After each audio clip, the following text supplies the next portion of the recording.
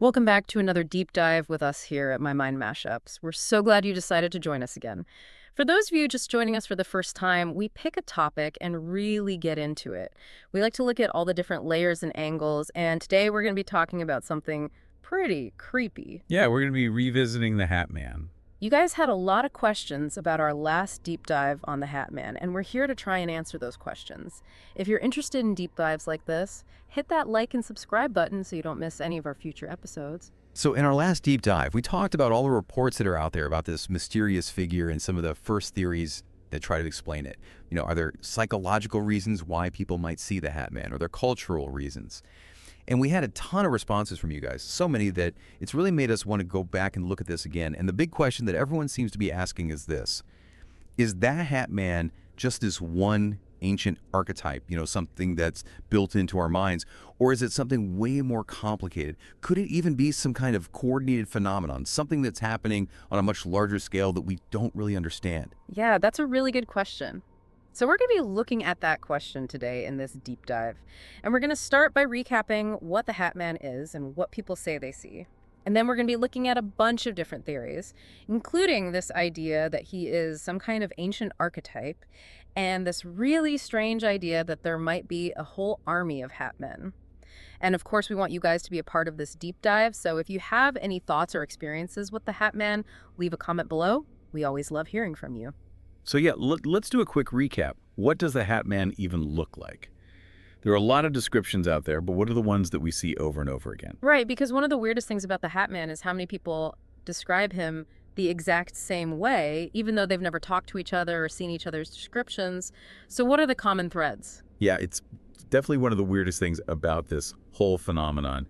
And it kind of makes it even creepier, doesn't it? It makes you wonder, is there something real behind these reports? But anyway, people almost always say that he's really tall. And he always wears a hat, of course. That's the obvious part. Usually it's a fedora or a top hat.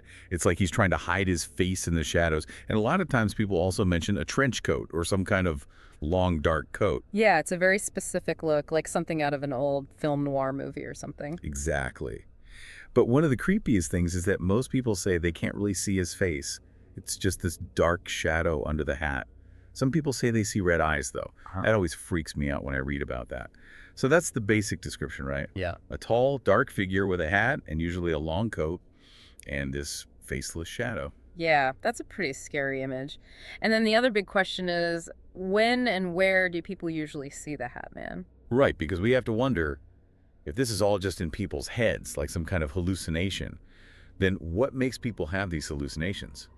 And it turns out that a lot of the reports happen when people are experiencing something called sleep paralysis. Can you explain what sleep paralysis is for people who might not know? Sure. So sleep paralysis happens when your mind wakes up before your body does. It's like you're trapped, you can't move or talk. It's actually a pretty common thing, but it can be really scary because sometimes people have hallucinations during sleep paralysis, and that's where the HatMan comes in. It seems like people are more likely to see him when they're in this state of sleep paralysis. That makes sense. You're in this vulnerable state, your mind is kind of in between worlds, and then suddenly you see this terrifying figure. No wonder people are scared. But it's important to point out that not all HatMan sightings happen during sleep paralysis. Right. Oh yeah, definitely not. Some people see him when they're wide awake and in different places. Sometimes it's at home, sometimes it's out in public. So the sleep paralysis thing is important, but it's not the whole story. Right. So let's talk about some of those theories. One of the most interesting ones is that the HatMan is some kind of archetype. And to understand that, we need to talk about this guy, Carl Jung. He was a famous psychologist, and he had some really interesting ideas about the human mind. Can you explain Jung and this idea of the shadow archetype? Yeah, so Jung believed that our minds have these hidden parts, these shadows. And these shadows are all the things about ourselves that we don't like, the things that we're ashamed of or scared of, our dark side, basically. And Jung said that if we don't face these shadows, if we keep them hidden, they can start to cause problems. They can show up in our dreams as monsters or scary figures.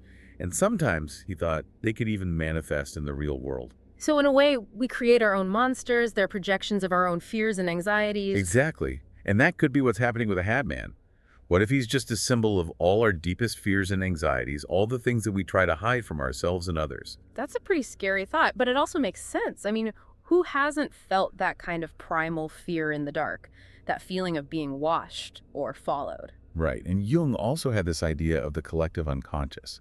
It's like this deep well of shared human experience, this collection of symbols and images that we all understand on some level, even if we don't realize it. So it's like we all tap into the same source of universal imagery. Yeah, that's the idea. And within this collective unconscious, there are these things called archetypes. These are like basic patterns of thought, instinctual templates that we all share. They're not specific images, but they could be expressed through different images in different cultures. Okay, so the archetypes are like the basic building blocks of human experience, and each culture takes those blocks and builds something different with them. Yeah, that's a good way to put it. So how does the HatMan fit into all of this? Well, his consistent features, the tall, shadowy figure, the hat that hides his face, all of that could be connected to this idea of a universal archetype. There's this idea of the collective shadow, which is like all the shared fears of humanity. It's the fear of the unknown, the fear of darkness, the fear of being attacked. And it's not hard to imagine that these fears, especially when you're in a state like sleep paralysis, could take the shape of a figure like the HatMan. So the Hat-Man might be a kind of universal bogeyman, a symbol of all our primal fears, but he also has this very specific look. That's what makes it so weird. Like, why a hat? Why a coat? Why not some other scary image? That's a good question. And one possible answer is that our brains are really good at finding patterns, even when there aren't any. And during sleep paralysis or any other altered state of consciousness, our brains are kind of on overdrive, trying to make sense of the world. So if you're already feeling scared and vulnerable, and you see a shadow in the corner of your room, your brain might try to fill in the gaps and create a more complete image. And that image might be influenced by things you've seen before, like in movies or on TV. Right, so if you've ever seen a movie with a scary guy in a hat and coat, that image might be stored somewhere in your subconscious, and your brain might pull it out when it's trying to make sense of a hallucination. Exactly. And it's not just movies. Our culture is full of images of shadowy figures. Think about all the stories about Men in Black, or the Grim Reaper, or even just the classic image of a burglar in a hat. Those images are all around us. Yeah. They can definitely influence the way our brains interpret hallucinations. That makes sense. So we have this ancient archetype of the shadow, the fear of the unknown, and then we have all these cultural images that kind of refine that archetype, give it a more specific look. Yeah, and then on top of that, we have things like sleep paralysis, which can create the perfect conditions for these hallucinations to happen. So it's like this perfect storm of biology, psychology, and culture. And don't forget about the internet. It plays a big role here, too. Oh yeah, absolutely. The internet is like a giant echo chamber for these kinds of stories.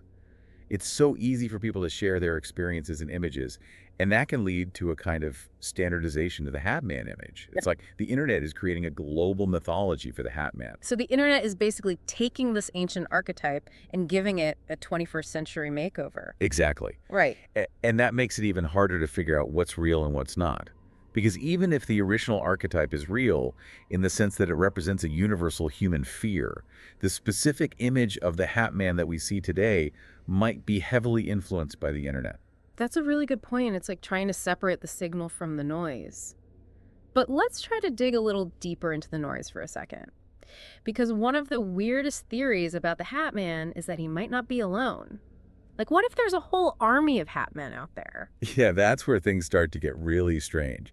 But it's a theory that we have to take seriously, especially given how many people have reported seeing multiple HatMen or variations on the classic HatMan figure. Right. So what kind of variations are we talking about? Because the classic image is so specific. Yeah, but there are definitely some differences in the reports. For example, in some parts of the world, especially in Latin America and Europe, people report seeing figures with different kinds of hats, like gaucho hats or top hats. And sometimes these figures are seen in groups, which is really creepy to think about. Like, imagine seeing a whole group of these tall, shadowy figures standing in your room. Yeah, that's nightmare fuel right there. So that kind of suggests that maybe there's some kind of hierarchy to this whole thing, like maybe there are different ranks or types of HatMen. Yeah, exactly. It's almost like an army, right? You have the foot soldiers, and then you have the higher-ups who are giving the orders. And that leads to another really strange aspect of this theory, the idea of synchronized sightings. Synchronized sighting. Yeah. Yeah. So there have been reports of people in completely different parts of the world seeing the HatMan at the same time. And not just seeing him, but seeing him do the same things, like standing in the doorway or reaching out to touch them. That's really weird, but how can you prove that those sightings are really synchronized? I mean, it could just be a coincidence, right? That's true. It's hard to prove for sure. But the fact that so many people have reported similar experiences, even down to the specific details, makes you wonder if there's something more going on. Yeah, it's definitely strange. And then there are the parallels with other mysterious figures like the Men in Black or the Watchers. Right, those are interesting connections. The men in black are often seen after UFO sightings, and they're usually described as wearing these dark suits and acting really strange. And some people believe that they might be some kind of government agents or even aliens. And the Watchers. The Watchers are these ancient figures from mythology. They're often depicted as these tall, mysterious beings who observe humanity but don't really interfere. And some people believe that the HatMan might be connected to the Watchers in some way. So if we entertain this idea of a HatMan army for a second, what are they doing? What's their purpose? That's a really good question. And unfortunately, there's no easy answer. But there are a few theories out there. Some people believe that the HatMen are gathering information on us, maybe studying us in some way. Others believe that they're here to protect us from something, maybe even from ourselves. And then there are some who believe that they're here to feed off our fear, that there's some kind of energy vampire. Okay, so there's a lot of speculation, but not a lot of concrete evidence. But let's push this a little further. If we assume that there is some kind of HatMan army, how do we explain it? Are we talking about aliens, interdimensional beings, something else entirely? Yeah, this is where things get really speculative. But some people believe that the HatMen could be interdimensional beings, meaning they come from a different dimension than ours. And maybe they can travel between dimensions at will. That's a pretty wild idea. But how would that explain their appearance? Why would they choose to appear as shadowy figures with hats? That's a good question. Maybe that's just how they appear to us because our minds can't really comprehend their true form. Or maybe they're choosing to appear that way to scare us or to manipulate us. And what about this idea of them feeding off our fear? How would that work? That's a very esoteric idea. Some people believe that fear is a form of energy and that certain beings can feed off that energy.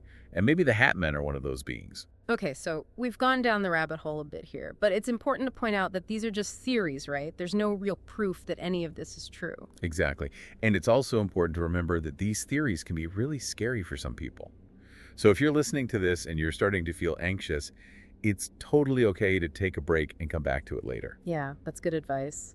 And it's also important to remember that we don't have all the answers.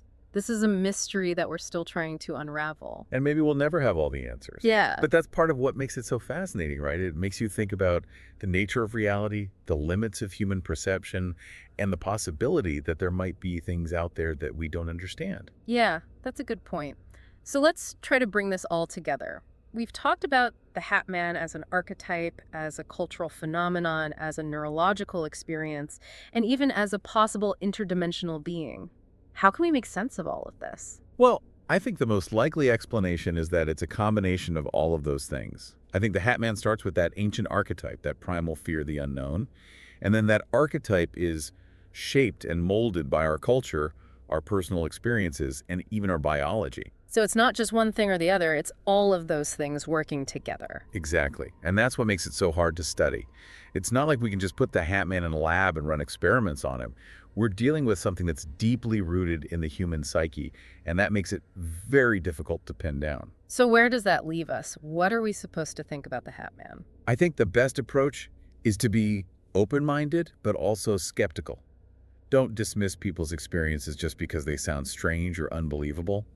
But at the same time, don't jump to conclusions. It's important to look at all the evidence and to consider all the possibilities. And maybe, just maybe, we'll eventually find some answers. Maybe, but until then, the mystery continues. Well, that's all the time we have for today's deep dive into the HatMan. We hope you found this episode interesting and thought-provoking. If you did, please like and subscribe to My Mind MashUps so you don't miss any of our future deep dives. And if you've had any strange experiences with the HatMan or any other mysterious figures, let us know in the comments below. We're always interested to hear from you. You can find My Mind MashUps on Amazon Music, Audible, Facebook, Pocket Casts, Spotify, and YouTube. Until next time, keep your minds open and keep exploring the mysteries of our world. And maybe keep a nightlight on, just in case. Yeah, good idea.